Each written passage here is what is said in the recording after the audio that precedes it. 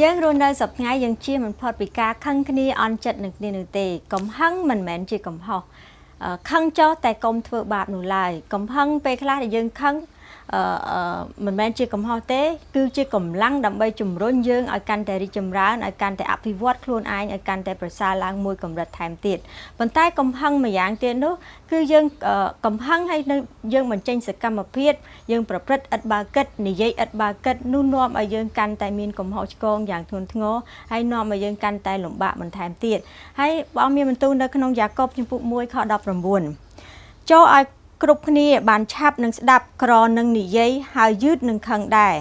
ត្បិតសេចក្តីកំហឹងរបស់មនុស្សមិនដែលសម្រេចតាមសេចក្តីសុចរិតរបស់ព្រះទេនៅពេលដែលយើងខឹងយើងស្ដាប់ឲ្យបានច្រើនជាងនិយាយនាំឲ្យយើងអាចទប់កំហឹងបានហើយនាំឲ្យយើងយឺតនឹងខឹងហើយព្រះអង្គមានបន្ទូលទៀតនៅក្នុងសុភាសិតជំពូក16ខ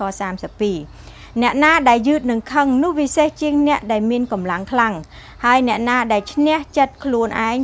ខ្លួនក៏វិសេសជាងអ្នកដែលឈ្នះយកបានទីក្រុងទៅទៀត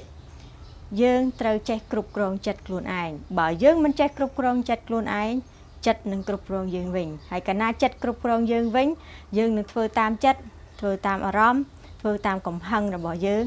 ហើយកាលណាយើងធ្វើតាមកំហឹងរបស់យើងធ្វើសកម្មភាពហើយដូចជាសុភាសិតខ្មែរមួយនិយាយថាខឹងខុសខឹងខូចខឹងខាត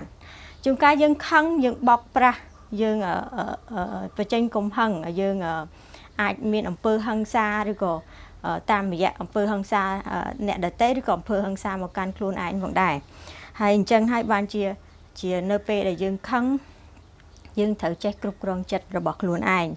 ហើយព្រះអង្គបង្រៀនយើងទៀតកុំឲ្យយើងចងមិត្តនឹងមនុស្សណាឧស្សាហ៍ខឹងក្រែងលោយើងទម្លាប់ខឹងដូចគេដែរអញ្ចឹងយើងនៅក្បែរមនុស្សដែលមានសន្តិភាពឲ្យបានច្រើននាំយើងឲ្យនៅក្បែរព្រះអង្គកាន់តែច្រើននោះជីវិតយើងនឹងកាន់តែរីកចម្រើនហើយកាន់តែមានសន្តិភាពមកពីព្រះអង្គហើយព្រះអង្គបង្រៀនយើងទៀតនៅកូឡូសជំពូក3ខ8តែឥឡូវនេះចូលឲ្យអ្នករាល់គ្នាលះអស់ទាំងអំពើនោះគឺសេចក្តីកំហឹងខ្នាន់ខ្នាញ់គំរក់ប្រមាថនិងពាក្យអពមង្គលចេញពីមាត់ចោលទៅនៅពេលដែលយើងខឹងនៅពេលដែលយើងនិយាយ